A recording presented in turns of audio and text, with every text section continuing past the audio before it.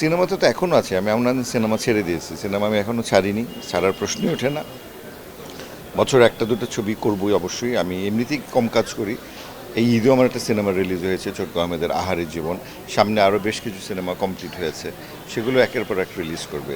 আমার মনে হয় মানুষ তার মূল জায়গা থেকে কখনো বেরিয়ে যাওয়া উচিত না, এটা আমার রুট। আজকে এই যে গণযোগাযোগ ও সাংবাদিকতা থেকে আমি পাশ করেছি, তো এটা আমার একদম মানে মূল। তো সেখান থেকে আসলে উৎপাদন করা তো সম্ভব না, করা উচিতও না। তো আজকে একদম সমস্ত কিছু ফেলে এখানে এসেছি। তো এমনি আমার জীবনের যত অ্যাচিভমেন্ট, যত পাওয়া, মানুষের ভালোবাসা সব কিছু কিন্তু চলচ্চিত্র থেকেই। তো চলচ্চিত্র ছেড়ে দেওয়ার প্রশ্নই ওঠে না। হ্যাঁ, অবশ্যই আমার বাংলাদেশ পুলিশের একটা সিনেমা কমপ্লিট হয়ে আছে, দামপাড়া। এটা হচ্ছে বাংলাদেশ পুলিশের শ্রেষ্ঠ একটা হিরোইজমের গল্প। বাংলাদেশ পুলিশ যে আমাদের স্বাধীনতার জন্য কত বড় ভূমিকা রেখেছে, সেটাকে স্বীকৃতি হিসেবেই আমার মনে হচ্ছে এই সিনেমাটা। এটা খুব রিসেন্ট আসবে। সেরকম আরও আফজাল হোসেনের একটা সিনেমা কমপ্লিট হয়ে আছে, মানিকের লাল কাঁকড়া। সো আগামীতে এই বছরে 4-5টা সিনেমা আরও আসবে। তো এরপরে আমি নতুন সিনেমাতে চুক্তিবদ্ধ হব নেক্সট ইয়ারের জন্য।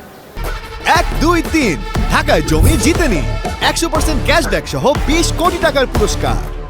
আসলে এটার একটা ঘটনার গভীরে গিয়ে যদি দেখি, তবে ইনিশিয়ালি দেখা যাবে যে সাংবাদিকের ত্রুটি। কারণ এবং কথা হচ্ছে কি, সে কি আদৌ সাংবাদিক কি না। যে একটা মানুষকে এরকম একটা প্রশ্ন করে বিব্রত করে, সে কি আদৌ সাংবাদিক? এরপর যদি সরি, এরপর শিল্পীরা যে আচরণ করেছে সেটাও অশোভন। তো তখন প্রশ্ন জাগে, এরা কি আদৌ শিল্পী? তো প্রকৃত সাংবাদিক এবং প্রকৃত শিল্পীরা কিন্তু কখনোই এই ধরনের ঘটনা ঘটাতে পারে না। যেটা ঘটেছে সেটা দুঃখজনক। তারা যদিও বলছে যে আমরা মানে এটা একটা সমঝোতার মধ্যে এসে গেছি, বাট আমি তীব্র নিন্দা জানাই, ধিক্কার করি এরকম একটা ঘটনার সাথে যারা সম্পৃক্ত আছে। এটা কোনো দিক দিয়েই ঘটার কথা না।